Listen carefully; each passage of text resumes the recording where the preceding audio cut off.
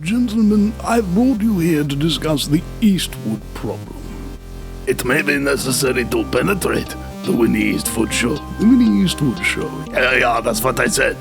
Oh, I've been working on a new Vinny scene. I think that might be the kind of penetration we need. The Vinny Eastwood show.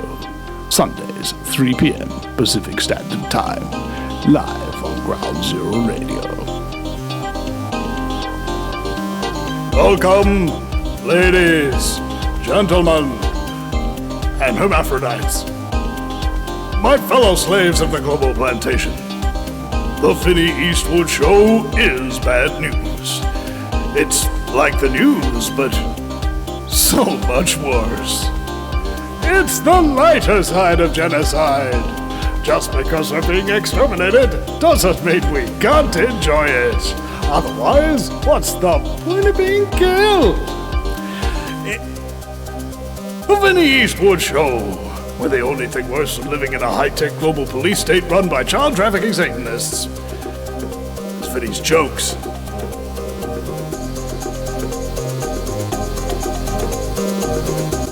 And welcome, ladies and gentlemen, to the Vinny Eastwood show, broadcasting live on Ground Zero Radio. Thank you very much for joining us, and bear in mind, for those of you who are unfamiliar with the show, it's a little unconventional. Conventionally, people will talk about very serious topics and be very serious about it and stress out their audience and make all these people who've gone through such persecution and stress through the course of their life in general even worse. This is not that kind of a show. My very special guest is Reynold Macpherson, formerly of Ronald McDonald House, but now of the Rotorua Residents and Ratepayers Association. And we'd try to get into this a little bit gently, softly. But no, we're just going to give you straight up, man. Just tell us a little bit about yourself and what it is you do, Reynold.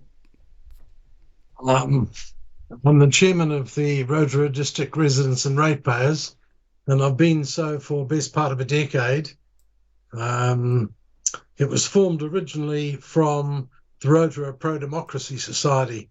From 2013 onwards, we became very concerned about attempts by the then mayor to convert our local democracy into co-governance, and we built up resistance. Prior to that, I'd been an academic and specialising in educative leadership. I've written about 17 books, and so I have a track record in that field. But it's all to do with the nature of reform of either institutions or entire systems, large government systems. And I've had 3 ministerial commissions in that area. But settling down into my retirement, I thought I could take it easy and bow out gracefully. But when confronted with a local attempt to undermine democracy, it was unacceptable to myself and many other people. So we built a campaign. So, unfortunately, when the what is co-governance? We'll ask in a moment, but please continue. Co-governance, a definition. It's not a bad idea. As they say in philosophy, start by defining your terms. Co-governance is where governance is shared equally between 2 parties, and they basically share power, and they therefore both have a veto on directions taken. So that's co-governance. By that you mean a takeover? Not entirely, because the co-governance understandings are normally hammered out between 2 parties. And one of the preconditions is that the 2 parties will agree that they both have the same degree of power. And they are going to share the decision-making, both retain, as I said, a veto. But it is a takeover with respect to setting aside other interests group. So you've got, in the case that we were facing in 2013, 2014, we had a proposal from the elected council to set up what was called a Te Aro Partnership Plan. And this basically was taking us down the track towards co-governance between the council and Te Arawa, our local iwi. Highly respected, very well organised iwi. And this iwi, how many people, by percentage-wise, of the Rotorua district are actually members of this iwi? That's an interesting question, because when it comes to elections and people have to either vote on the general roll or on the Maori roll, the Maori roll constitutes 28%. 72% remain on the general roll. So that's one indication. Another, by the census, the last census we had, the actual population, counting the very large number of young rangatahi, the percentage gets up just over 40%, 41, 42%. So it's much more balanced at that level. But when it comes to voting, it's a 28-72% split. So what we'd be talking about if they became co-governance and had a 50% share, their 28% is almost doubled in terms of the power per vote, in terms of that. Is that correct? That's exactly right. So you've already got your head around the numbers. Okay, so people want to have a doubling of their power, basically, and you don't want them to just have this because... Well, one of the precepts, it depends on your belief system. If you believe in the principles of democracy, you go along with the idea of equal suffrage, and that's colloquially defined as one person, one vote, one power. So you've got to have a very careful distribution of power going with the numbers of the various groups. So one of the early proposals for a co-governance structure was by the then council was to say, look, let's have equal numbers, 3 in the general ward, 3 seats in the general ward, 3 seats for the Maori ward, and the other 4 seats, we'll call them at large. It was an invented category, and this would give the people that were on the Maori roll and those people on the general roll would have had equal voting power. Eventually, this was resisted very, very strongly, and was eventually taken off to the local government commission. But at the same time, a local bill was taken to Parliament, and that local bill in Parliament encountered a very stern resistance. Locally, the Te Arawa, there's an elected group from Te Arawa itself. It's representative of all the different factions, the various groups within Te Arawa, and that group is called Te Tātou Te Arawa, the Gathering of Te Arawa. And Te Tātou decided no, it would go along, if they were given equal power, they'd go along with it, but their preference was proportional representation. That is, on a 10-seat council, a split, 7 seats for general to reflect their 72% of the population that were voting, and 3 seats to represent the 28% on the Maori roll. And that went up to Parliament, and lo and behold, the Attorney General turned and said, no, that's wrong. You may not have a local bill that allows you to do that because it will discriminate against non-Maori voters. In other words, the general, people on the general roll. As opposed to discriminating in favour of those on the Maori roll. Yes. Well, he didn't put the argument that way. He was quite careful to say no. Human rights guaranteed in law insists that we have basically proportional representation, or if you will, equal suffrage. Our votes have the same power. Well, if I may, the Bill of Rights also states, I believe under Section 14, that we guarantee you all these rights unless we say you don't have them, because we've come up with some sort of circumstance, contrived or otherwise. You've got all these rights, but you don't actually have any of these rights enshrined. It's not constitutional. It's just a bill, you know, one for you to pay for with your freedom. Well, there you go. And that's one of those lovely conundrums, that we have these things called laws, and we rely on our leaders to go along with the laws, or we sort of undermine the legitimacy of law. Is that a, Anyway, is that a conundrum, or is that racketeering? I'm loose on the details when it comes to New Zealand government structure, but continue, please. Well, there's a lovely term the Americans coined called gerrymandering. It meant basically where you manipulate the boundaries of constituencies, or you manipulate the powers of various groups within a society so that you get the outcome you want. Now, that does not square off with the principles of democracy. The other interesting thing was that the local government commission looked into the whole thing at about the same time, and they came out and said, no, you may not proceed on the proposed basis, and instead we're going to determine that we're going to have general ward, that's 7 councillors. One of them will be strictly for rural people to vote for, 6 for the general members of the general ward, and 3 seats, a 3-seat Maori ward. And we came out and a number of people, including some of our members, took a hostile position because of all this raruraru, or disputes, because of all this this controversy. They said, no, we're all got to be equal, so therefore there should be no such thing as Maori wards. A Maori ward, that's racist, was their claim, and it will lead to apartheid. Well, with respect, the majority of people in RDRR said, no, we've got to respect people's right to associate as they wish to for political purposes, and if they wish to form a party and wish to form a set of associations and prosecute their interests in a ward termed a Maori ward, then the rest of us should respect that.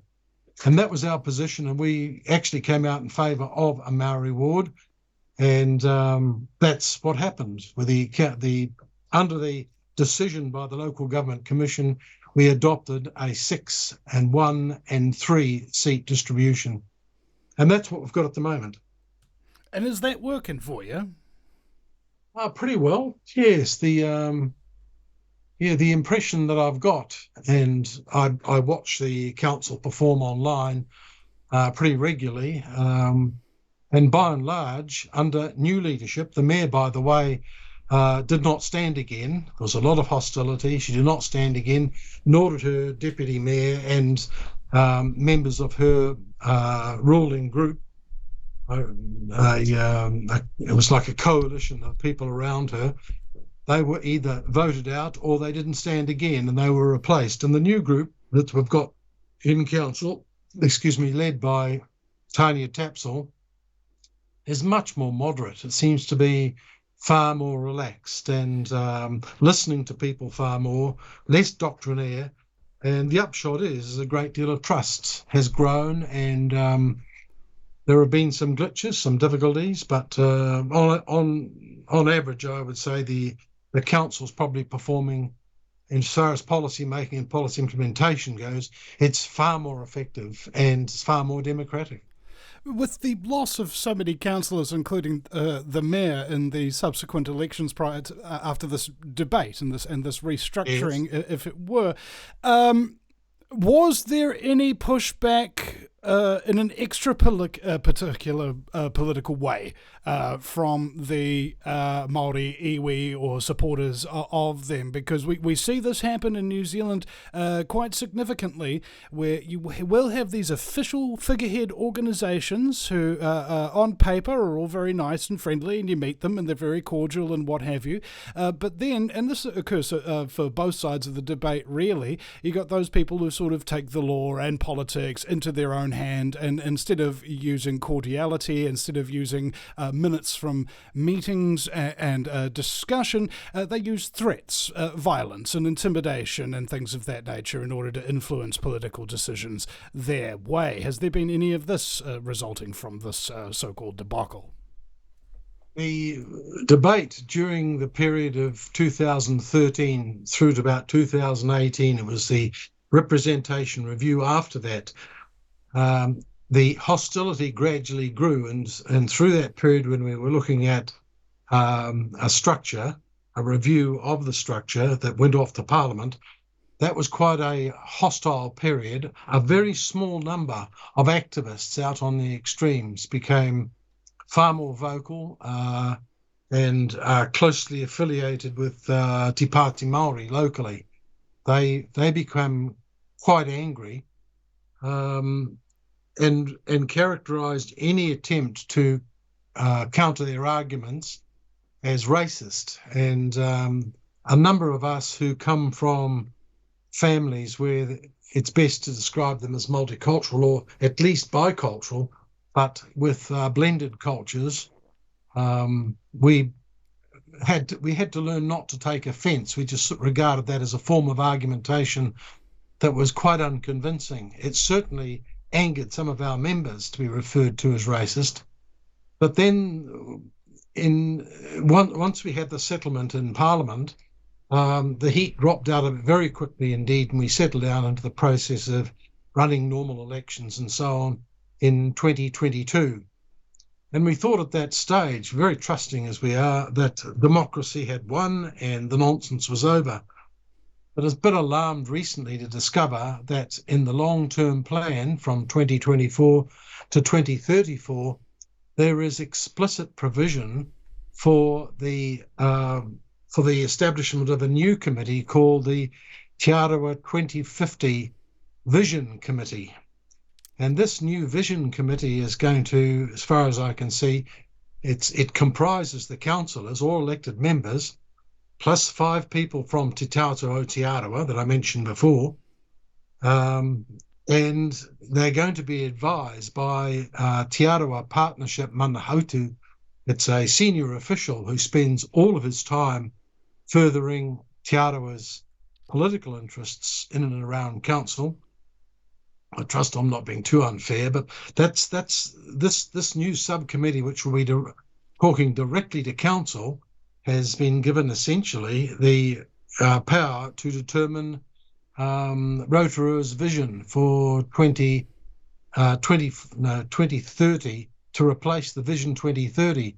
The council's Vision 2030 runs out, of course, in 2030, but Te Arawa has already developed their own Te Arawa vision for up to 2050, and the latter, I think, could easily subvert the determinations that were worked into the 2030 vision. This might sound arcane until you realise not to me, but continue.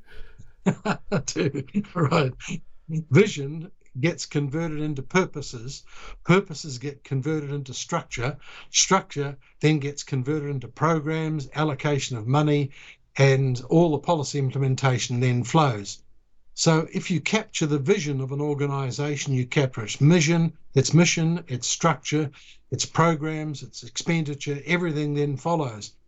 And this would be it gets back to your word, a takeover. It would subvert the intention of our voting a council to alone make policy.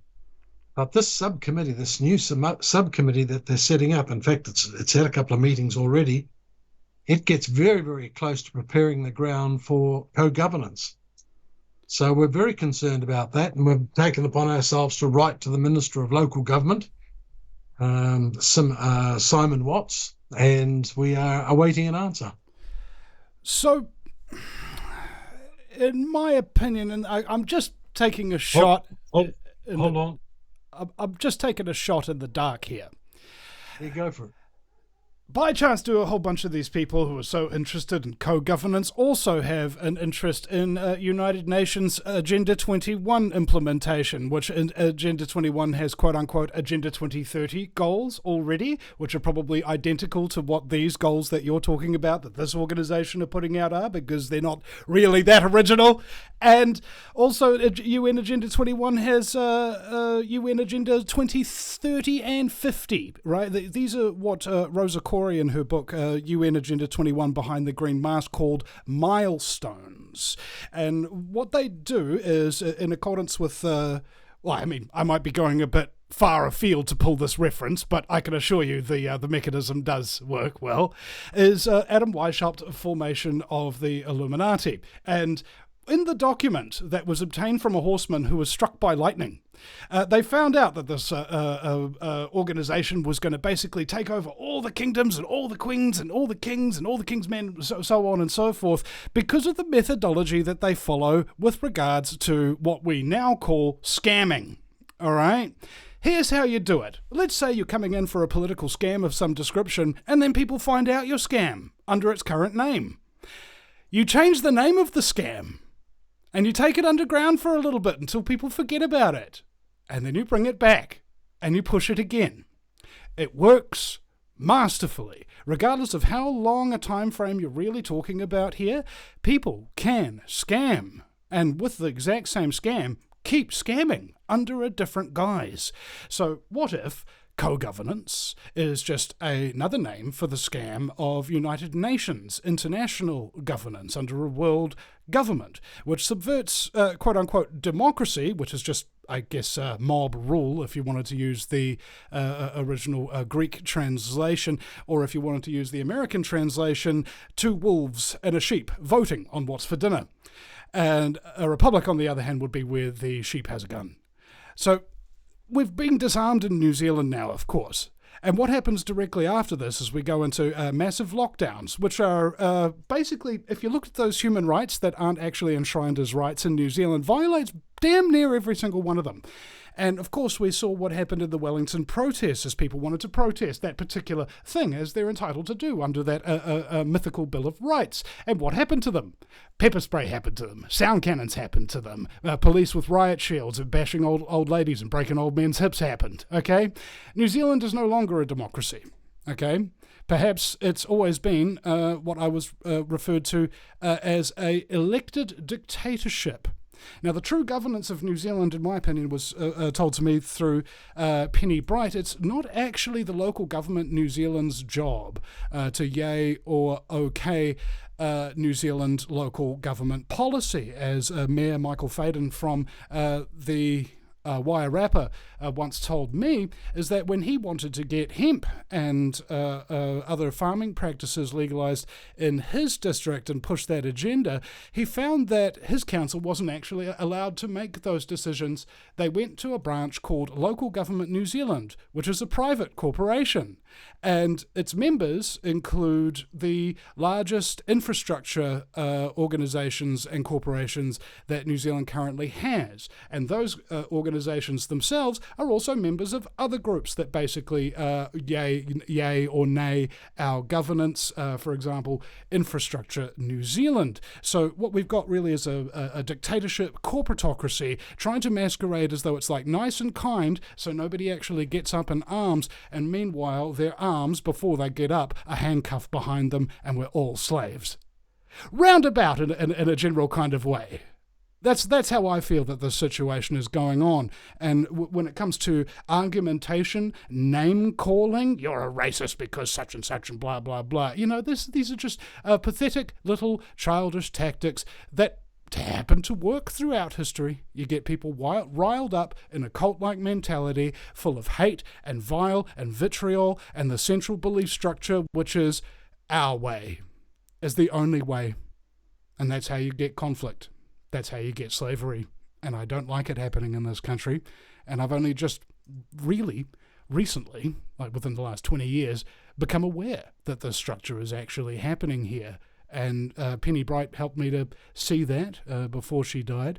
And when we went to the court case where Graham McCready managed to get a conviction of John Banks, former mayor of Auckland and former head of the National ACT Party and former head of the police, convicted for corruption, he said that when Penny and Vince Seamer from kiwisfirst.co.nz, who were both court watchdogs at the time, came and told him about the corruption, he said, they must have been telling it to me gently and lightly, because it's much, much worse than I'd ever possibly imagined. That is the terrifying situation that we hold here in New Zealand in regards to international context, because it is everybody in every country who has very similar processes happening right now under different names. Apologise for that exceedingly gratuitous rant. No, not at all. No. Very interesting views. I don't agree with all of them, but I take your point. So you say that these people have an end goal in sight? Like, let's say, for example, what is it now and what is it they actually want it to be in the worst possible light, really? Because I find it very difficult to talk about things and people's schemes and what have you by being nice to them. You know, we've got a problem with niceness in New Zealand, John Ansell tells me. Well, I'd prefer that we are reasonably nice. It's possible to disagree without being nastily disagreeable. So I'd ask people to think through their positions with care, listen to other people very carefully, and if possible, to dig deeper and understand the mix of values that are being used to promulgate various positions.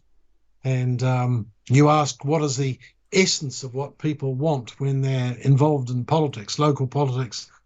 And the answer, of course, is power.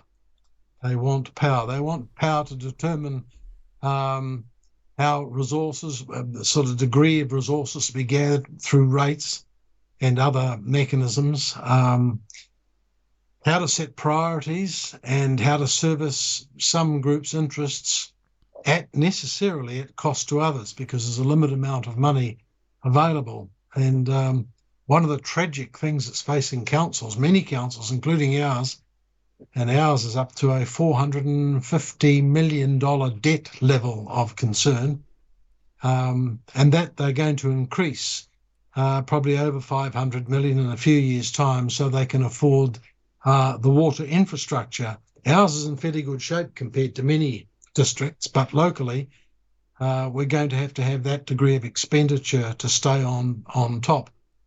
But one of the great tragedies of the previous national administration, Labor government, was that they empowered councils, if they wished, to get into providing not just core services, but cater for well-being. And they spoke openly about cultural well-being, environmental well-being, economic well-being, and social well-being.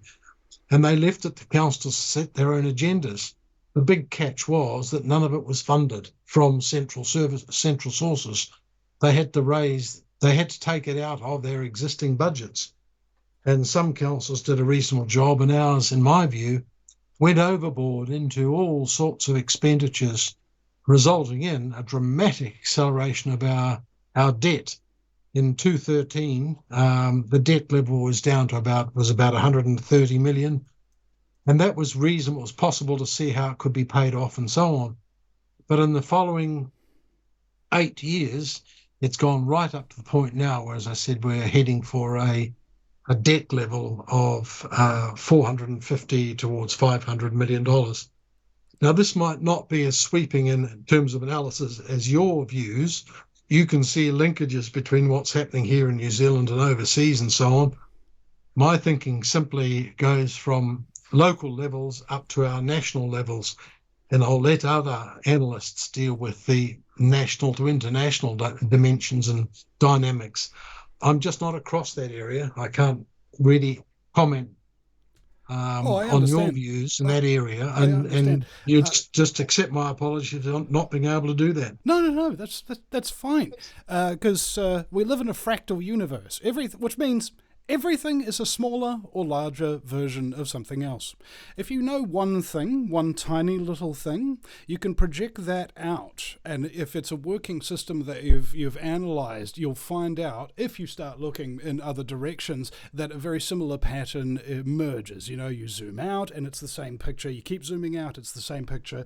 Very similar. So if you understand local government issues, you probably understand international issues more than anybody who studies them, generally speaking, in my opinion. Yeah, I'm not sure about that. So, for example, council level, the council debt level, right? Yes. Is it true that if the council has a certain budget and then it goes over that budget and gets into debt in one fiscal year, it will then have a larger budget the next year, which includes that debt as its funding? right? So, we've got $100 million budget, and we've gone $100 million over budget. So next year we need a $200 million budget, and they just keep consistently getting themselves into debt to their creditors, usually using private contractors, which Penelope Bright, hate to reference her again, discovered through her Official Information Act request that.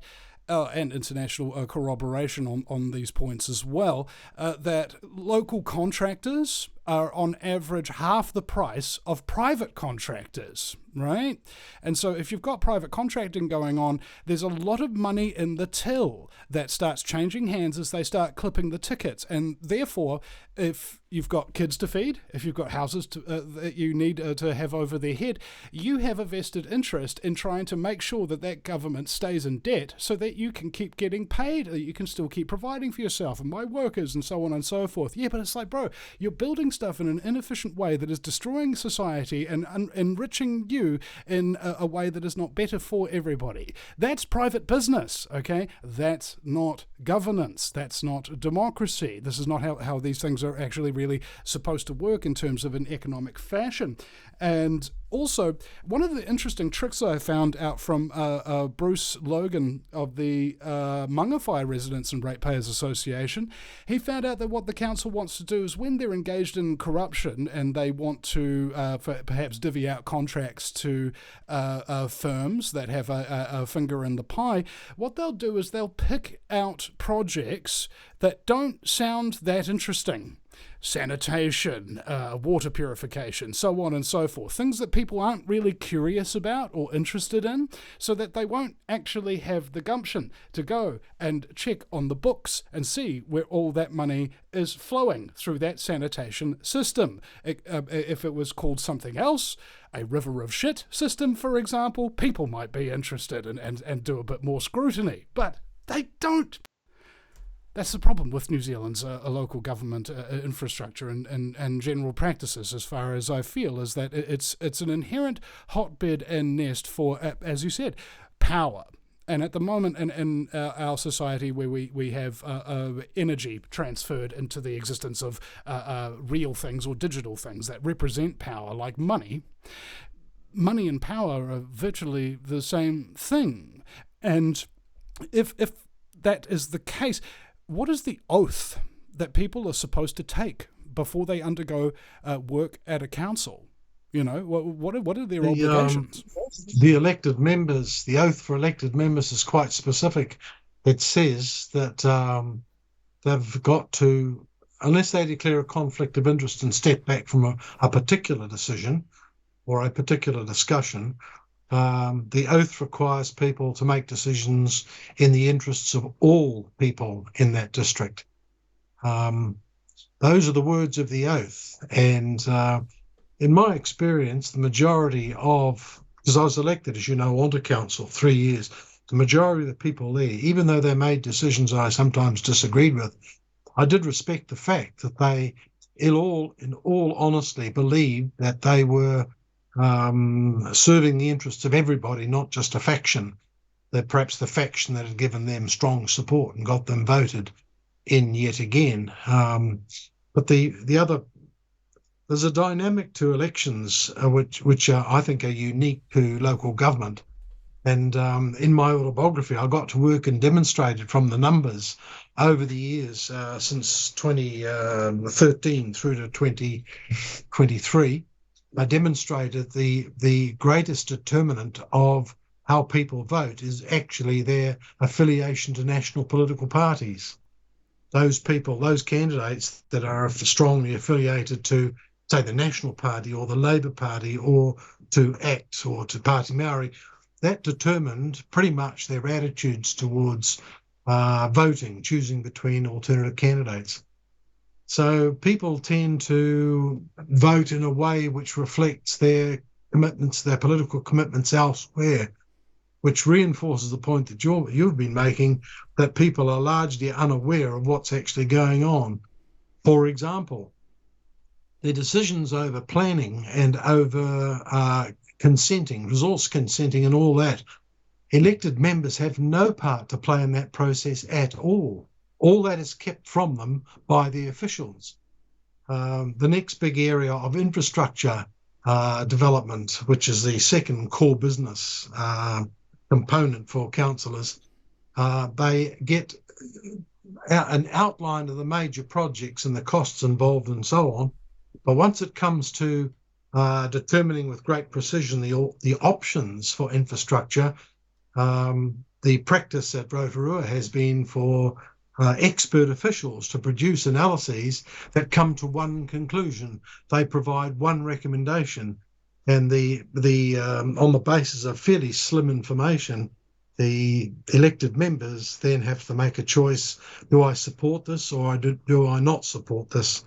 And 9 times out of 10, the mayor, including the current mayor, has organised the chief opinion leaders and committee chairpersons to speak in favour of the single proposal. So it's if it is democracy, it's heavily steered democracy. It is a one other factor that I must draw to your attention with regard to co-governance, for example.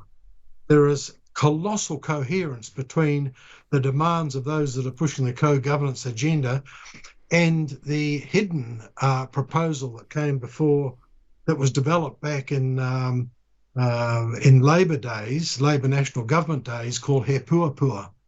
That I've obtained and read it very carefully, and philosophically and in terms of strategy and so on, it follows exactly what you were describing.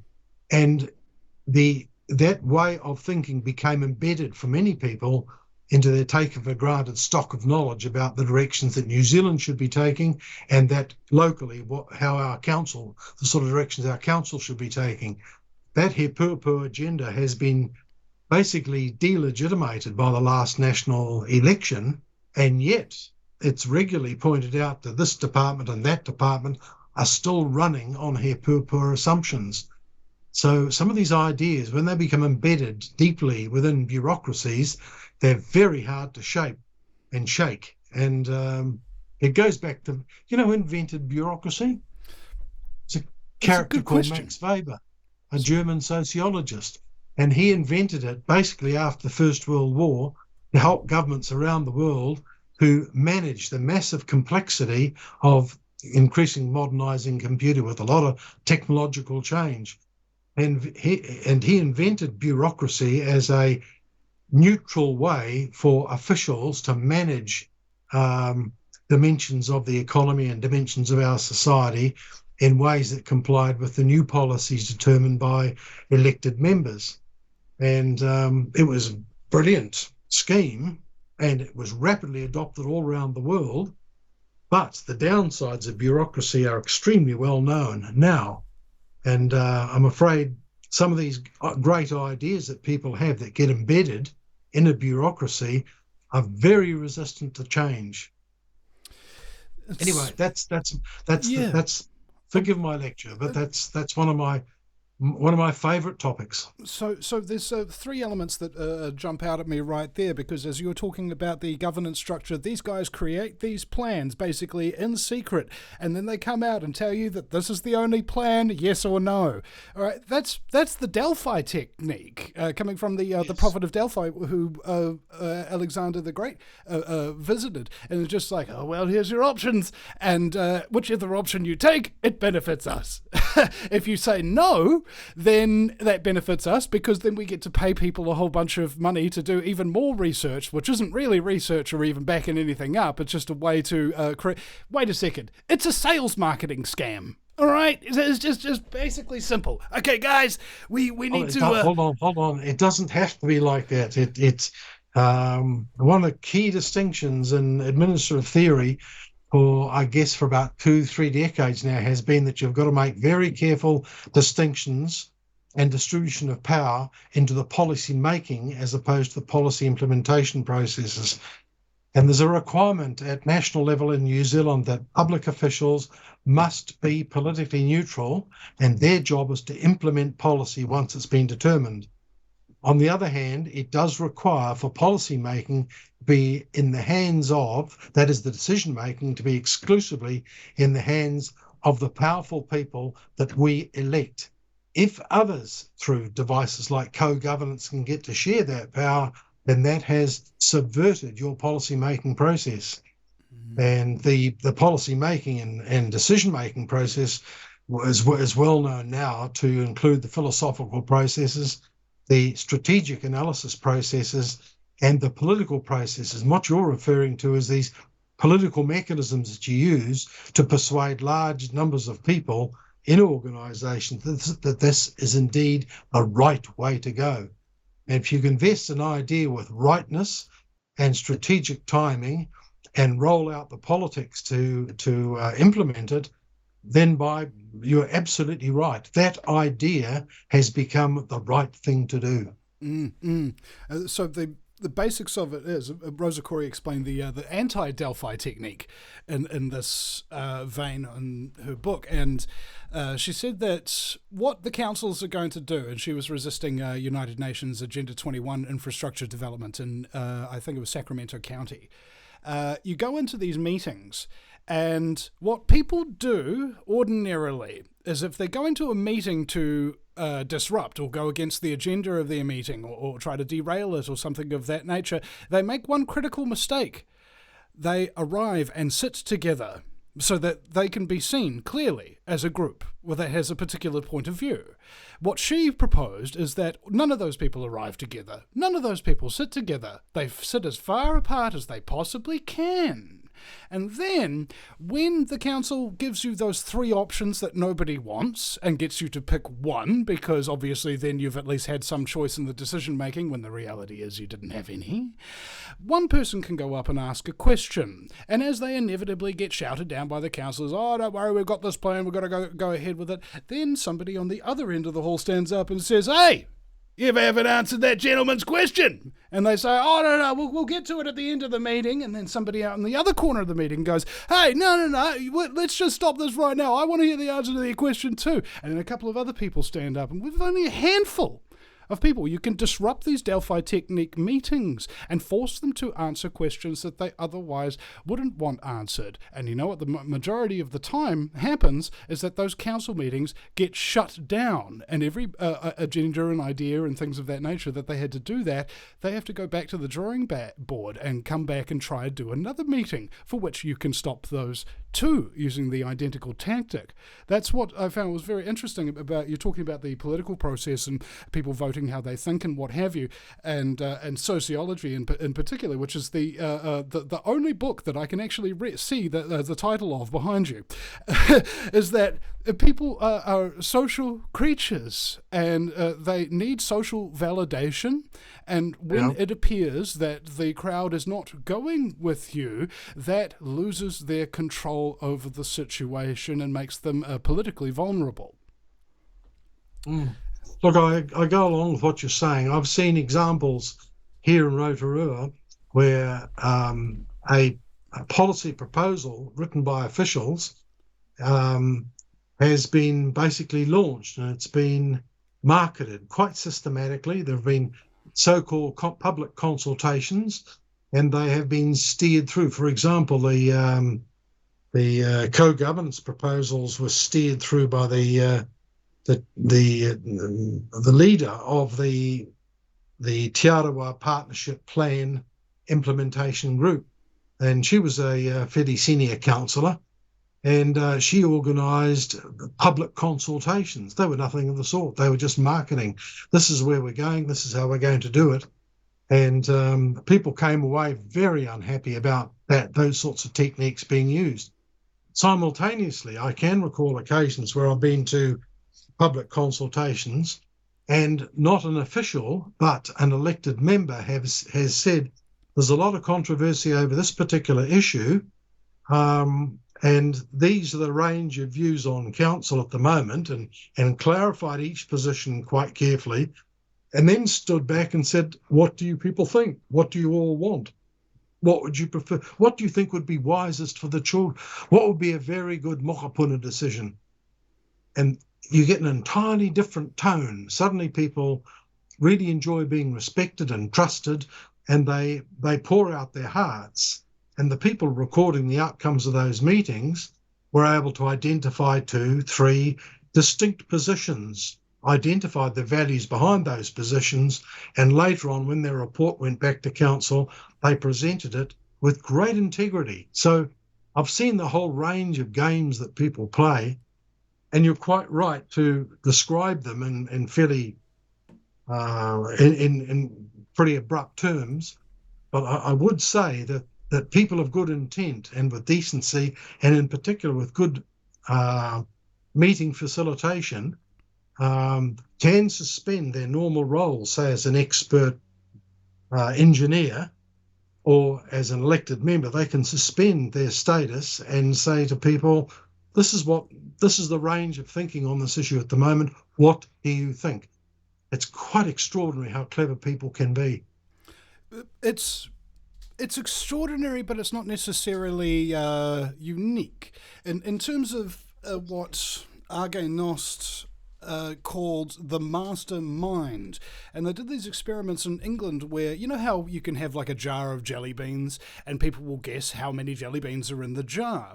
What they did is they took the averages from everybody's prediction, and they found that the very average from everybody, no matter who they were, no matter where they came from, the average thought was the correct answer. Right? People were always hovering around the correct answer. And he gave this idea where one person, like, so for example, you and I today, Reynold, we have a mastermind of two. Your thoughts, my thoughts, together, creating something that either of us may not have been able to elucidate as accurately or as sparsely as perhaps we might on our own. We've actually increased the power of our mind. And what he said to me was that getting this mastermind to expand, and as you noted with council meetings, once people are allowed to participate, it comes from the old philosophical principle that if you do not give people responsibilities, they will become irresponsible. If you give people responsibilities, on the other hand, they tend to be more responsible with it, rather than just being taken care of, okay, go along to get along. And these two mindsets that really come into play here was, as we discussed, the bureaucratic mindset, which is, I think, the head of the Auckland hospital during the swine flu thing says, we have a framework and we must stick to it. That is the bureaucratic mindset, if you had to really put it into words. Sorry to quote a person from the Auckland District Board of Health, maybe not the best representative for that sort of statute, but the other mindset is the entrepreneurship mindset. Okay, the entrepreneur is very, very different to normal people. They're frequently classified as being ADHD because they are clever.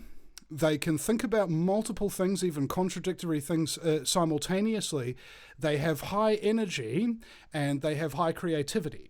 Now, when you're the head of a meeting and you're of the entrepreneurial mindset, what you're capable of doing is ingesting large quantities of information, processing it appropriately, giving accolades to those people who have produced that information, and coming up with a plan that incorporates all these new ideas into something that actually works. Doesn't necessarily to make people happy, but it works. That's the whole idea. One is we have a framework and we must stick to it, and the other is let's find out what works by getting everybody to contribute.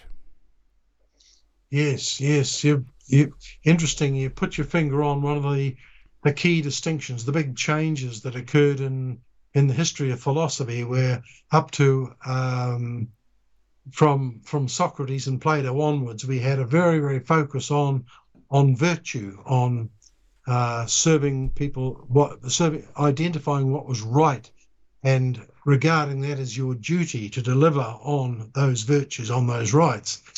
When Kant came along, Immanuel Kant, he said, well, hold on, that's fine, but only as far as when you actually start to implement those ideas. Wouldn't it also be wise when you're planning to take account of the consequences, the outcomes? What's the pragmatic check against those ideas of virtue? And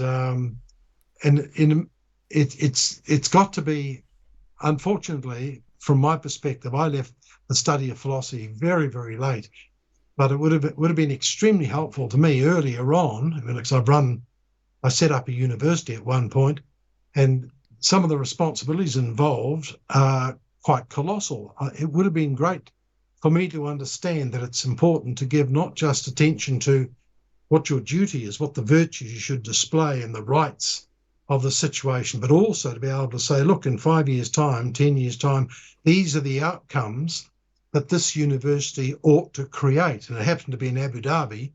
And of course, that is a community that's building itself. It's got to generate intellectual capacity, planning capacity, leadership capacity in all aspects of the economy and of social services simultaneously. So using that balanced approach of both pragmatic outcomes, consequences, and what's actually right, what are virtuous things to do, what duty does an organisation like a university have, and getting the balance right is very important.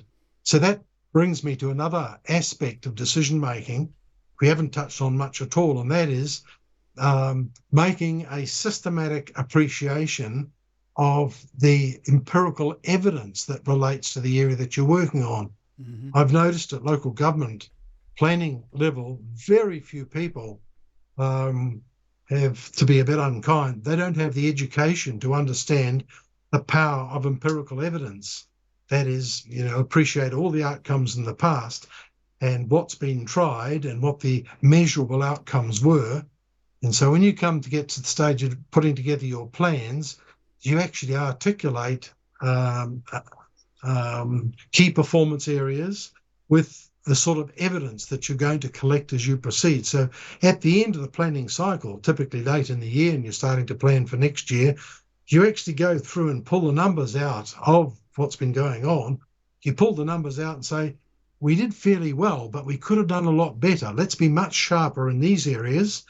And a new performance indicator would be this, and it would suggest that there should be at least 80% achievement against these benchmarks. My point here is that these things are all learnable, and the level of learning in these areas is quite limited. I've got to say that at the local pragmatic level here at Rotorua Lakes Council, our mayor has a degree in management. So a lot of these forms of mixed appreciation are at her fingertips. She's aware of the power of knowledge in these various areas, and she's increasingly expecting that of our officials. But secondly, our chief executive, the one that's just been appointed in recent times, with the going of the previous administration, the chief executive went as well, been replaced. And the fellow that's come in, he's been working in many places around the world and has got a sophisticated appreciation at an MBA sort of level, all the different functional areas of an organisation. He's across all of them, and he knows what performance indicators are, and he can measure using empirical evidence the nature of the outcomes. So it's been quite refreshing watching the change as that sort of thinking is gradually infused through the organisation. Sorry, that's a bit of a tangent compared to your appreciation of matters, but that's how I've come to think after decades and decades of leadership challenges in different sorts of organisations. Tangents are what the Vinny Eastwood show excels at. For example, we're talking about the concept of objectivity versus ideology. All right. I want everybody to be controlled by a central government and everybody be told what to think, told what to do 24 hours a day and under 24-hour surveillance, and we force them to eat what we want them to eat. We force them to drink what we want them to drink. We'll poison their water supply if it's good for them. That kind of thing. That's ideology. All right. Objectivity is, I don't know what's best for you. You're going to have to find out for yourself. And if you can't find out for yourself, then we're going to have to find out together using objectivity, okay, versus ideology. Whatever it is what it is, and it isn't what it isn't, and we can find out the answers to the questions who, what, when, where, why, and how, and we can analyse them against whether or not people are just rabbiting on things that they've heard rather than things that they know and have seen and have done, and that gives you a base plate ostensibly to make good decision making. If you've got a good ideology, that's not necessarily a bad thing. For example, objectivity is an ideology, and it's a one that surpasses and can look at its own ideology and go, maybe being objective in this particular case isn't the wrong thing. Let's see if there's any evidence for it. No, objectivity rules again. Okay, there we go. Right, so now we come down to the point where you can control people with language, okay? This is two types of people called nerds and professionals. And what they've done is they've created what's been called a moat around their industries that are blanketed with certain terms, languages, techniques, and things of that nature so that other people who are ordinary won't be able to comprehend what the hell this person's talking about, and therefore will abdicate their own ability to make the decisions on those particular topics in favour of a professional or an expert doing it for them, usually at an exorbitant price, usually for a long period of time, maybe till the end of time, unless you decide that you're going to learn how to do that stuff for yourself, little by little, bit by bit. About 100 hours is all it takes to get a really decent grasp of something. That's 20 minutes a day. You want to become an expert at something? That's 10,000 hours. That's 4 hours a day, 5 days a week for 3 to 4 years. Okay, that's how you look at it. What are you spending your time doing, and what are you actually getting out of that time? Are you now able to make clearer decisions that are more beneficial for you, your organization, and the people subsequently under your control? Or are you simply paying somebody who you just believe and have faith in, much like a religious figure, to just come down and save us all with your knowledge of stuff? Thank you so much. Here's lots of money. And it comes down to what my, what was his name? Dr. Bill Deagle. He used to do, he used to be like one of the heads of medical research for the National Security Agency of the United States. And he brought me on his show one time. And he said, Vinny, the two smartest people in the world in terms of profession are comedians and theoretical physicists. And I told him it's probably for the same reason. They take large, seemingly contradictory sets of data, and they work out their existence into an equation that can be comprehended. An equation, mind you, that is so simple that it's ridiculous, and it makes you laugh. All right? Theoretical physicists and comedians. So when we're talking about these decision makings and philosophy and things of that nature, we are talking to a population that is largely uneducated. If we have a look at the global IQ stacks, IQ is very important for a certain task, but it's not the only form of intelligence. It's like 1 of 7. Right? IQ ain't going to help you dunk a basketball like Shaq, bro. All right? IQ isn't going to help you feel somebody's emotional state just by looking at them and reading their body language necessarily. It has your ability to process complex information and make sense of it in a logical manner. That's it. Now, in North Korea, that's communist North Korea, the average IQ was 110. Their children are capable of taking apart and reassembling an automatic weapon blindfolded. Their children can do that with an average IQ of 110. New Zealand children are capable of operating TikTok a bit. You know, that's kind of the difference and distinction that we're talking about. So when you're communicating to the general population of New Zealand, have a look at the statistics. We're on average 96.5. That might have gone up recently to 96.8. 85 is a chimp. Okay? We're not the brightest cookies in the world in this country, and I noticed with the political marketing and techniques and things of that nature that they are kept very, very simple. They do not use complex language. They do not use something that really makes you have to put in 100 or 10,000 hours to become an expert in order to be able to get the communication. And this is what John Ansell, who used to run the ad campaigns for National and Labour and lots of big companies, said to me, Vinny, your political message has to be understood, read and understood while somebody's driving past it at 100 kilometres an hour. Right? Weaponizing the language, ostensibly, making sure that it penetrates straight through so that people are capable of understanding exactly what it is in the simplest language possible. And one of these politicos came up to John and said, "John, why do you always try to dumb things down?" To which he obviously replied, "Why do you always try to complicate them up?" All right, because you're trying to protect your income and you're trying to keep everybody down. And so it's just like, let's just be simple. Let's just be cool. It doesn't matter if you're not quite as intelligent in the IQ thing. That doesn't mean you're a bad person. It doesn't mean you're stupid. And it doesn't mean you don't have common sense. What it means is that I have to explain things in a particular way so that you will be able to understand it. And that is the respect that intelligent people must show to those people who aren't as intelligent. Not because you're superior, but you're more capable of taking care of those people so that they don't get scammed and hurt and used and abused by other people of intelligence who do not possess something that is more important than intelligence, a moral conscience. Thus is our obligation. Reynold, thank you so much for your time and your expertise today on the show. Residents and ratepayers of Rotorua, is it? Rotorua residents and ratepayers? That's right. That's right. Yeah, it's on the Fosh book, ladies and gentlemen. We meet tomorrow night. We've got a gathering at Hennessy's Bar tomorrow night. If anybody's listening and would like to come along.